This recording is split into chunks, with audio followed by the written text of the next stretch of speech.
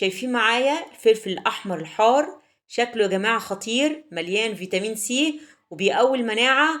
تعالوا شوفوا معايا ازاي نعمل منه هريسة الشطة بأبسط وأسهل طريقة. معلقة منها يا جماعة هتخلي الأكل في حتة تانية.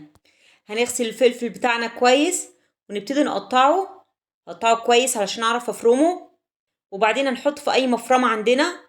عاوزة أقول لكم الريحة بتاعته طلعت، الريحة بتاعته يا جماعة قوية جدا. نبدأ نفرمه كويس، ولازم نتأكد ان كل القطع اتفرمت كويس وبيه معجون ناعم. تشوفوا معايا دلوقتي نفس الشكل بتاع هريسة الشطة اللي بنشتريها جاهزة. في ناس بتحط الخليط ده على النار وتغليه كويس وتستنى لما المية بتاعته تتبخر وتبدأ تحطه في برطمان وتحطه على رف في التلاجة. عاوزة اقول لكم ان الطريقة دي ممكن يتعرض معانا للتعفن لان مفيش مواد حافظة احنا حاطينها في البرطمان زي الجاهز. اسهل وافضل طريقة مضمونة جدا. هناخد الخليط اللي احنا عملناه وهنحطه في برطمان محكم او كيس نقفله كويس وهنحتفظ بيه يا جماعة في الفريزر.